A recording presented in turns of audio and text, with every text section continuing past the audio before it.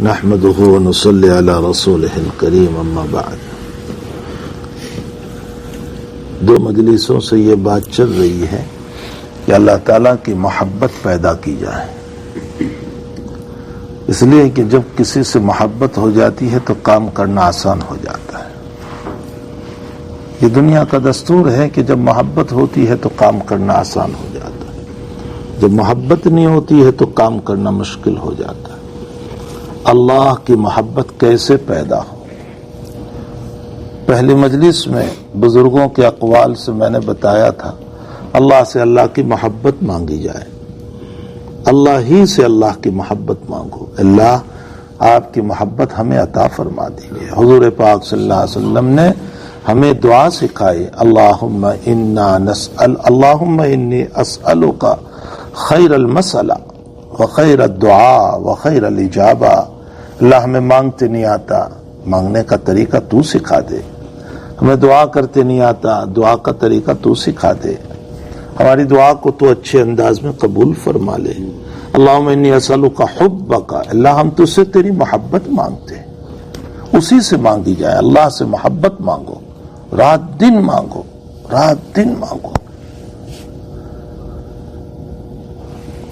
مفتی شفیع صاحب رحمۃ اللہ علیہ نے ایک واقعہ لکھا ہے کہ ایک بزرگ تھے، فرمایا وہ اللہ سے ہر وقت دعا کرتے تھے، اللہ مجھے خوب مال دے۔ بزرگ تھے، کہتے تھے اللہ مجھے خوب مال دے، خوب مال دے، خوب مال دے۔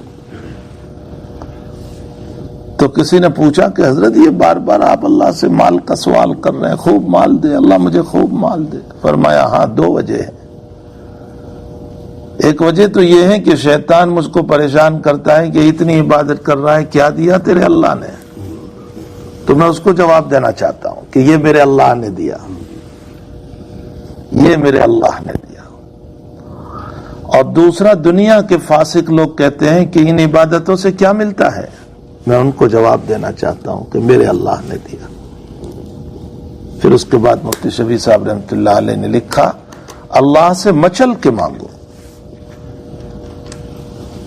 فرمایا بے تکلف ہو جاؤ اللہ سے مانگنے میں، بے تکلف، بد تہذیب بن کر نہیں مانگنا ہے، لیکن بے تکلف بن کر مانگنا ہے۔ یاد رکھنا، یہ علماء فرق جانتے ہیں۔ بد تہذیب کا معنی تو اللہ کی شان میں غلط سلط جملے بولنے لگ جائے، نہ بولنے کے کلمات اللہ کے باب میں ہم بولیں، اور بے تکلف ہو کر وہ اللہ ہمارا ہے۔ میں اکثر ایک بات کہا کرتا ہوں، وہ خالق سب کا ہے لیکن دوست ہمارا ہے۔ قرآن کریم میں اللہ تعالیٰ نے انما ولیکم اللہ ورسولہ والذین آمنوا، مومنوں کا دوست قرار دیا اللہ تعالیٰ نے اپنے آپ کو، کہ وہ دوست ہے مومنوں کا، سب کا خالق ہے۔ اسی نے ساری دنیا کے بے ایمانوں کو بھی پیدا کیا، ساری دنیا کے فاسق و فاجر کو بھی پیدا کیا، سب کو، لیکن دوست ہمارا ہے۔ تو دوست سے بے تکلف ہو کر مانگو۔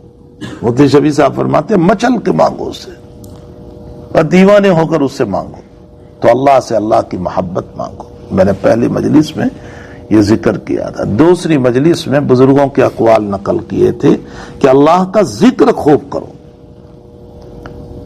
اس لیے کہ ذکر سے مذکور کی محبت پیدا ہو جائے گی۔ جس کا ذکر بار بار کرتے ہیں نا، دلوں میں اس کی محبت پیدا ہو جاتی ہے۔ حضرت الامام محمد ابن ادریس الشافعی رحمۃ اللہ علیہ کا شعر میں نے پڑھا تھا، اعید ذکر نعمان لنا ان ذکرہ هو المسک ما قررتہ یتزوع۔ نعمان ابن ثابت، ابو حنیفہ کا خوب ذکر کرو، اس لیے کہ جتنا ذکر کرو گے اتنی وہ خوشبو دیتا ہے۔ یہ خود امام شافعی رحمۃ اللہ علیہ نے امام ابو حنیفہ کے باب میں کہا ہے۔ تو جب ابو حنیفہ کے بار بار ذکر کرنے سے ابو حنیفہ کی محبت پیدا ہوتی ہے، تو اللہ کا ذکر کرنے سے، خالق و مالک کا ذکر کرنے سے اس کی محبت پیدا نہیں ہوگی۔ فاذکرونی اذکرکم، تم مجھے یاد کرو میں تمہیں یاد کروں گا۔ یا ایھا الذین آمنوا اذکروا اللہ ذکرا کثیرا، تم میرا بہت ذکر کرو۔ کہیں نہیں کہا اللہ نے کہ کثیر الصلاح، بہت نماز پڑھو، پورا قرآن پڑھ لیجیے، کہیں نہیں کہا۔ ہاں یہ تو کہا اقیم الصلاح، لیکن بہت نماز پڑھو، بہت روزے رکھو، بہت زکوٰۃ دو. علماء کے درمیان تو خود یہ اختلاف ہے کہ زکوٰۃ کے علاوہ اور بھی کچھ حق کے مال ہے یا نہیں.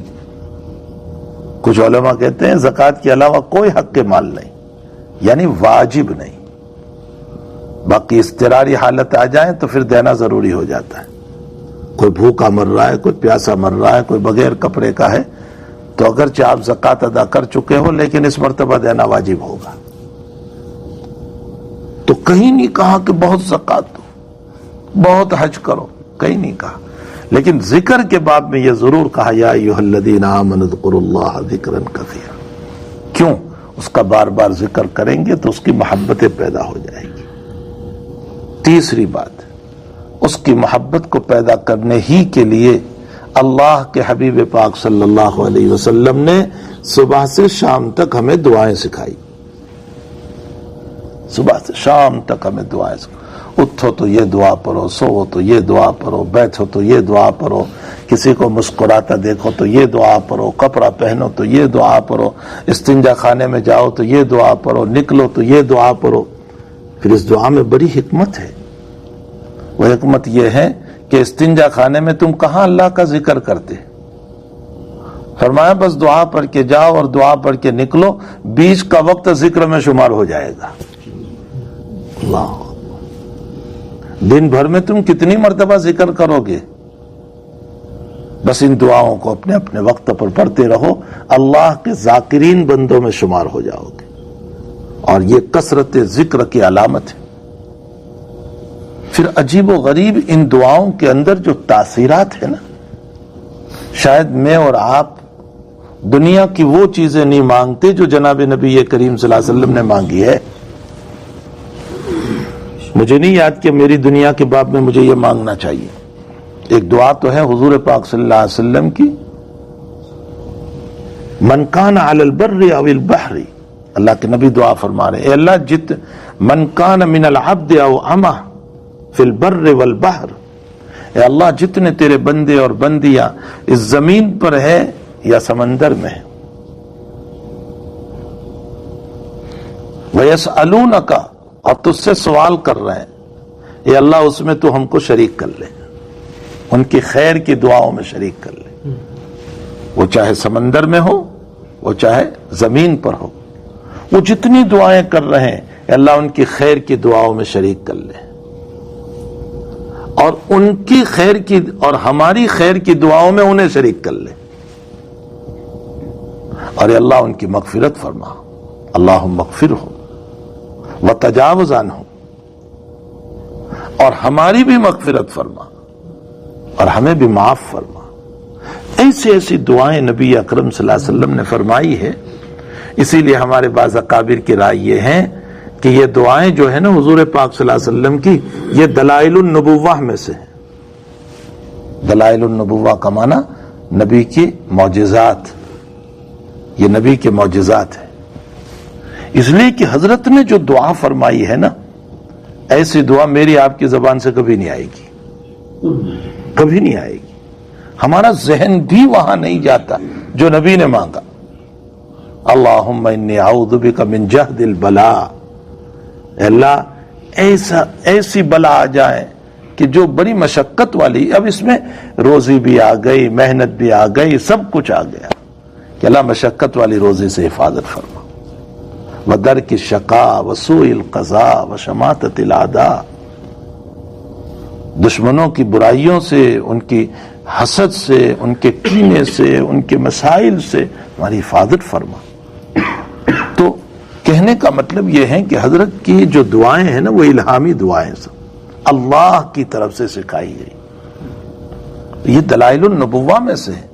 ہمیں ان دعاؤں کو یاد کر لینا چاہیے. حزب العظم ہے، اپنے پاس رکھنا چاہیے اس کو روزانہ. اس کی جو منزلیں ہیں نا، ان منزلوں کو پڑھنا چاہیے. بعض لوگ یہ کہہ دیتے ہیں کہ الفاظ کو پڑھنے سے کیا فائدہ ہے. یقیناً اگر دعا کو سمجھ کے پڑھے تو بہت فائدہ ہے، اس لیے کہ اس میں دل اللہ کی طرف مائل ہوتا ہے، بہت بہت بہترین ہے. لیکن الفاظ پڑھنے سے بھی فائدہ ہے. ہاں جی، الفاظ پڑھنے سے بھی کم سے کم سارا بدن جو ہے، چلو اس کی طرف متوجہ نہیں، زبان تو ذکر میں لگ گئی، ایک عضو تو لگ گیا اس کی یاد میں. یہ بھی تو ایک بہت بڑا فائدہ ہوا. چلو دماغ اس کی طرف نہیں گیا, دل اس کی طرف نہیں گیا, کم سے کم زبان تو اللہ اللہ کرنے لگ گئی, اس کی دعائیں پڑھنے لگ گئی. یہ بھی فائدہ ہے. یہ نہیں کہ اس کا بہت سے لوگ سمجھے بغیر بولتے رہتے ہیں. مثلا لوگ کہتے ہیں حفظ بنانے سے کیا فائدہ, یہ تو طوطے کی طرح جو ہے رٹ لیتے ہیں, قرآن تو سمجھ کر پڑھنا. او ہو لوگ بھی ان کی تقریروں کو بہت اعلیٰ تقریریں سمجھتے ہیں. ہاں ماشاء اللہ ماشاء اللہ. بھائی یقیناً قرآن کو سمجھنا چاہیے. قرآن ہماری ہدایت کے لیے اترا, لیکن حفظ کا بھی فائدہ ہے. وہ یہ کہ قرآن ذکر ہے, افضل الذکر کلام اللہ, اللہ کا ذکر ہے یہ تو سب سے افضل. اور قرآن کو پڑھو گے الفاظ میں تو کم سے کم ذکر تو ہو رہا ہے, ذکر ہی تو ہو رہا ہے. تو اتنا بڑا فائدہ ہے. اسی لیے جناب نبی کریم صلی اللہ علیہ وسلم نے جب مثال دی تو ارشاد فرمایا کہ جو الف لام میم پڑھے گا حق تعالیٰ اس کو 30 نیکی عطا فرمائیں گے, 30 نیکی. اس لیے کہ میں یہ نہیں کہتا ہوں کہ الف لام میم پورا حرف ہے. الف ایک حرف, لام ایک حرف, میم ایک حرف, 3 حرف ہے. حضرت جب مثال دے رہے ہیں قرآن کی تلاوت کی تو ایسے لفظ سے مثال دے رہے ہیں جس کا معنی قیامت تک کسی کو معلوم نہیں. الف لام میم کا معنی معلوم ہے کسی کو؟ سارے مفسرین کیا لکھتے ہیں؟ اللہ اعلم بمرادہ بذالک, اللہ اس کی مراد کو بہت جانتا ہے, کسی کو معلوم نہیں. قاف ہا یا عین صاد کا کیا معنی؟ نبی علیہ السلام ایسے لفظ کی مثال دے رہے ہیں جس کا معنی کسی کو معلوم نہیں. نبی تو خود ہی اشارہ کر کے گئے کہ بغیر معنی کے پڑھو گے تو بھی ثواب ملے گا. حضرت تو خود ہی اشارہ کر کے گئے کہ بغیر سمجھ کے پڑھو گے, بغیر معنی کے پڑھو گے تو بھی ثواب تو ملے گا. اس حدیث پر غور فرمائیں. آخر حضور نے یہ کیوں نہیں فرمایا ذالک الکتاب لا ریب فیہ جو پڑھے گا اس کا معنی معلوم ہے؟ الف لام میم ہی کا لفظ کیوں فرمایا؟ تو بہرحال قرآن کریم کے بڑے فضائل ہے, مناقب ہے. تو یہ دعائیں جو ہے نا, اگرچہ ان دعاؤں کو سمجھ کر کے پڑھنا چاہیے, اس کے معانی کو سمجھنا چاہیے, لیکن اگر کوئی ان دعاؤں کو بھی اکیلا پڑھتا رہے گا تو انشاءاللہ تعالی فائدے سے خالی نہیں. اللہ کا ذکر ہے وہ. اور اس کے ساتھ ساتھ دوسری بات یہ ہے کہ کچھ ذکر جو ہیں یہ جو مل کر کے ہم کرتے ہیں نا, اس میں بھی بڑا فائدہ ہے.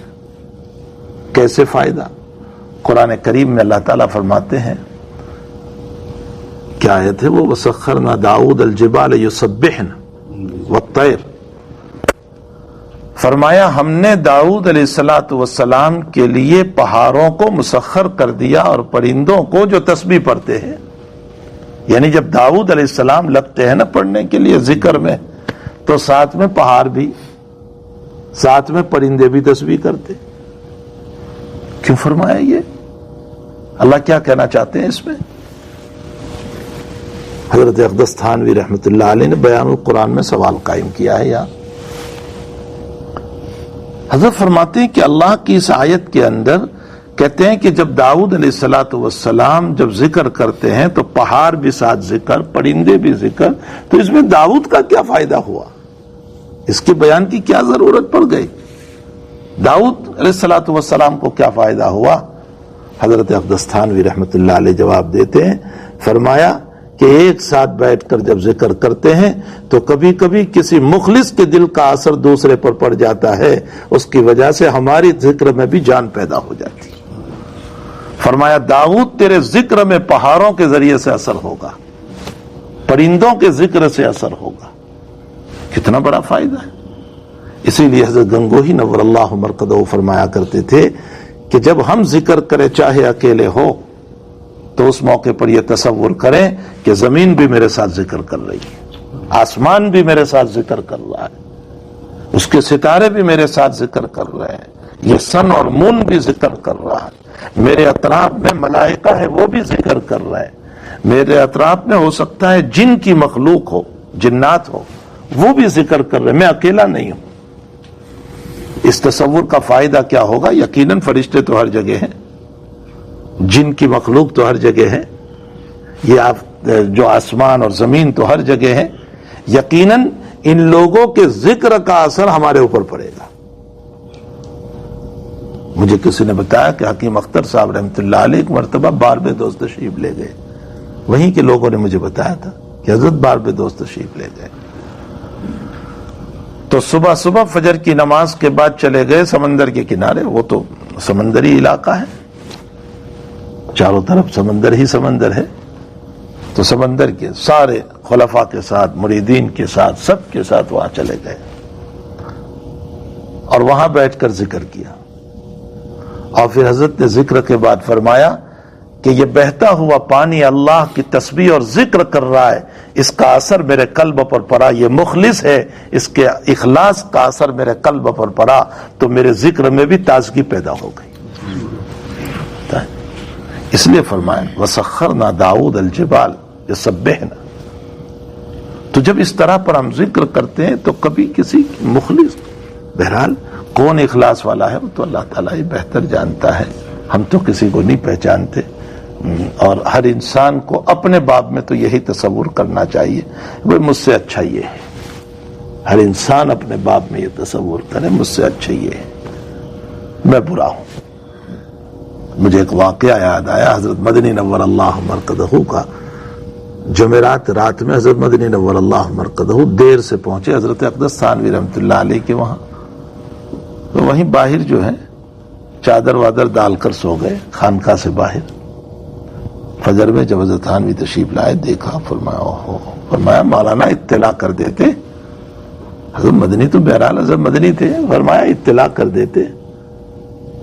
تو وہاں بورڈ لگا ہوا تھا باہر کہ اس وقت میں بیان قرآن لکھنے کا وقت ہے, اس وقت مہمانوں کو ملنے کا وقت ہے, اس وقت خطوط کے جواب دینے کا وقت ہے, اس وقت نماز, سارا چارٹ لگا ہوا تھا, ٹائم ٹیبل.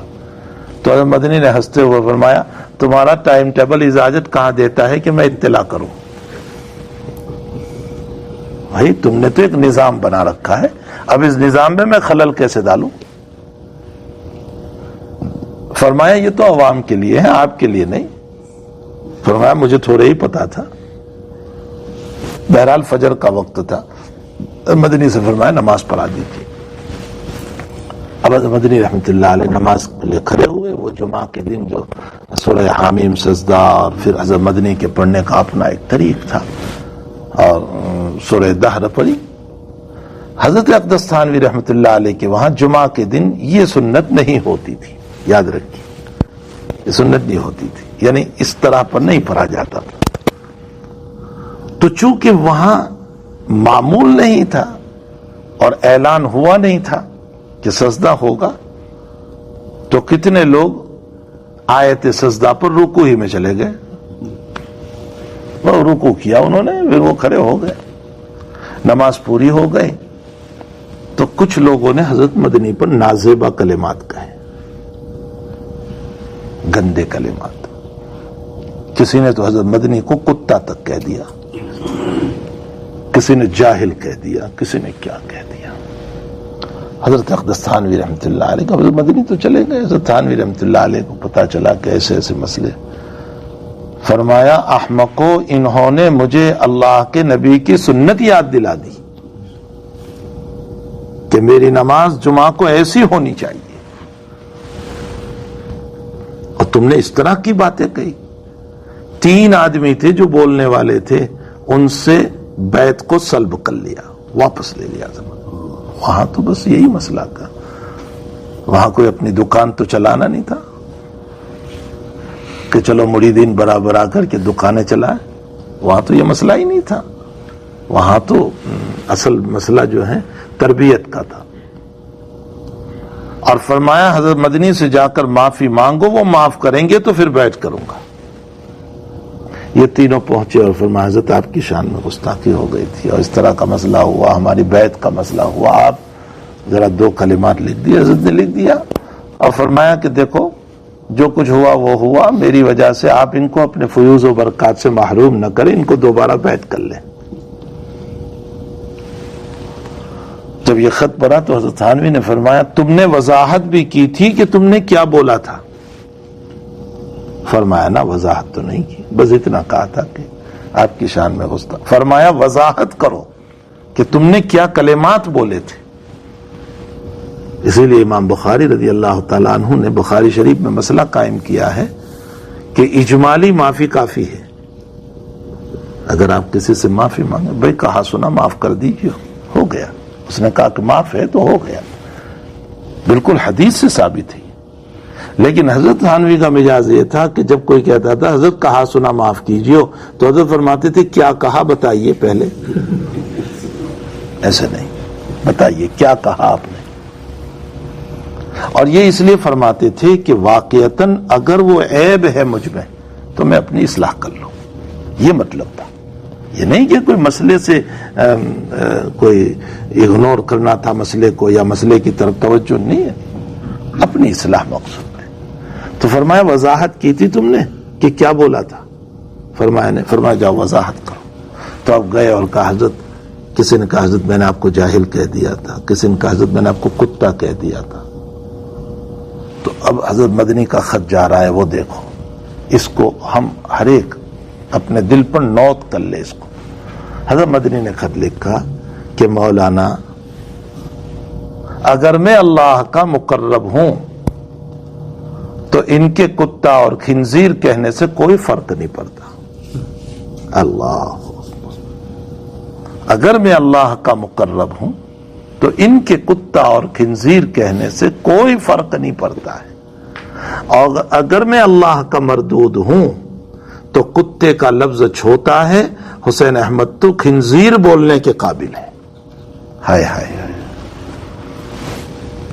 ہمیشہ اپنوں کو، اپنی ذات کو تو یہ سمجھے کہ بھئی میں گنہگار، مجھ سے اچھے یہ.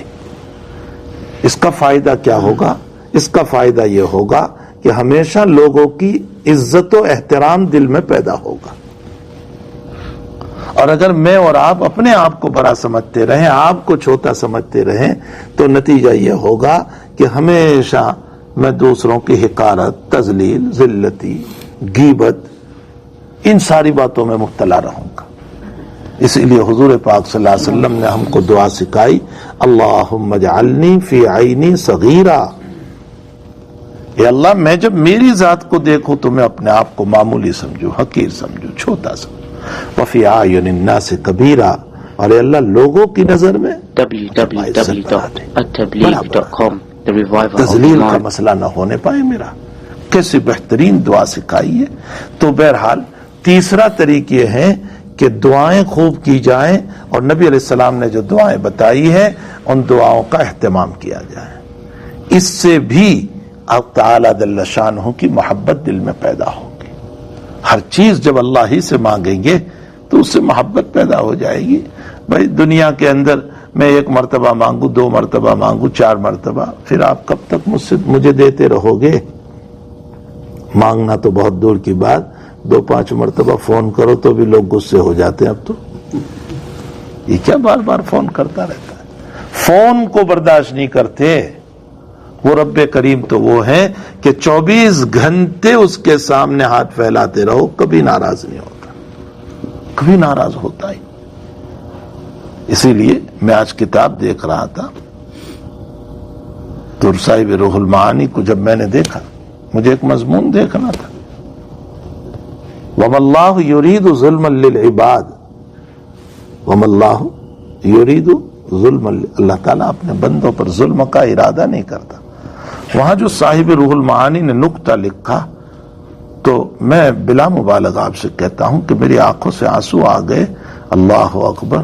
اللہ ظلم تو بہت دور کی بات اپنے بندوں پر، صاحب روح المعانی لکھتے ہیں ظلم کا ارادہ بھی نہیں کرتا. لفظ دیکھیں اللہ نے کیا استعمال کیا. ہمارا ذہن نہیں جاتا اس کی طرف، ہمارا ذہن کبھی نہیں گیا اس نقطے کی طرف کہ وَمَا اللَّهُ يُرِيدُ، ظلم کرنا تو درکنار، وہ ظلم کا ارادہ بھی نہیں کرتا.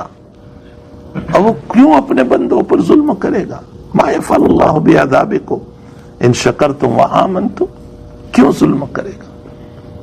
اور چوتھی بات میرے بھائیوں، اللہ کی محبت پیدا کرنے کی یہ ہے کہ اللہ کی نعمتوں کو بار بار یاد کیا جائے.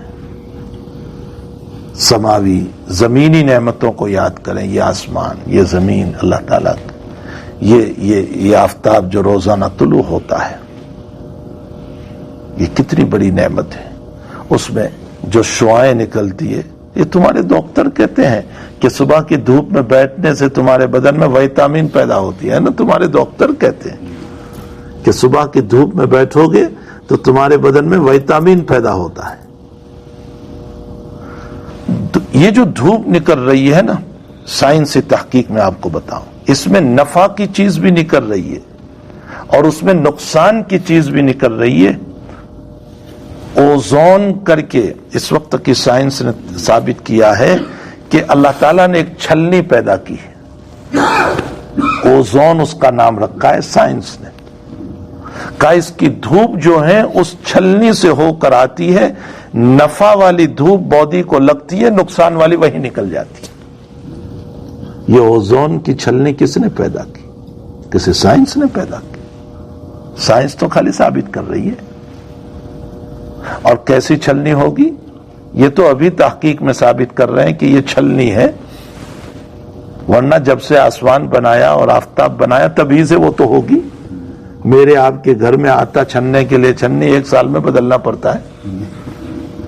یہ کائنات بنی ہے تب سے اللہ نے بنائی ہے اور بدلنے کا کوئی سوال پیدا نہیں ہوتا. اللہ اکبر. اور وفی انفسکم افلا تبصرون، ہماری ذات میں نعمت ہے اللہ تعالیٰ کی. کیسی نعمت ہے، کیسی. حق تعالیٰ بھوک پہ، چلو دنیا میں تو تھرمامیٹر ہوتے ہیں یا میٹر لگے ہوئے ہوتے ہیں کہ یہ پیٹرول ڈیزل گیس ختم ہو رہا ہے، بہت کم باقی رہ گیا ہے، بھائی کسی گیس اسٹیشن پر کھڑے ہو جاؤ ورنہ ابھی بیچ میں گاڑی بند ہو جائے گی. لیکن اس کا گیس ختم ہو جائے تو کون سا میٹر ہے کوئی میٹر؟ حق تعالیٰ نے بھوک کا میٹر پیدا کر دیا، بھوک پیدا کر دیا. عجیب و غریب ہے، یہ میٹر ہے اور اسی بھوک پر بے چینی پیدا ہو جاتی ہے اور اس بے چینی پر انسان کھانا کھاتا ہے. پھر یہ زبان آپ بہترین نوالا بنا کر کے پاؤں پر رکھ کے کوئی احساس نہیں، ناک پر رکھ کے کوئی احساس نہیں. اس کی لذت کو دیکھنے کے لیے تو اسی گوشت پر رکھنا پڑے گا، تبھی پتا چلے گا کہ اس میں کیا لذت ہے، کھٹا میٹھا کروا، اس کا ذائقہ کیسا. تو اس چھوٹی سی زبان کو میری اور آپ کی لذت کے لیے اللہ نے پیدا کر کے اس میں لذت کو پہچاننے کی قوت رکھ دی. انسان ساری زندگی اس کا شکر ادا کرنا چاہے، ادا نہیں کر سکتا ہے. میری اور آپ کی آنکھیں، آپ دیکھیے چشمہ، ذرا سے نمبرات کا مسئلہ ہو گیا، ہر سال چشمے ہمیں لانے پڑتے ہیں، ہر سال چشمے بچے توڑ دیتے ہیں، یہ نمبر بڑھ جاتے ہیں، کم ہو جاتے ہیں. لیکن اللہ کی بنائی ہوئی آنکھ جو ہے کبھی چینج نہیں کرنا پڑتا، بس وہ چل رہی ہے. ایک ایک نعمت کو دیکھو، کھانا کھا رہے ہو تو بس اتھا پتک کا کھانا ہوتا ہے، پہلے گرم پھر ٹھنڈا پھر گرم پھر ٹھنڈا پھر لیکوڈ پھر یہ دنیا بھر کی چیزیں کھاتے پیتے جا رہے ہیں.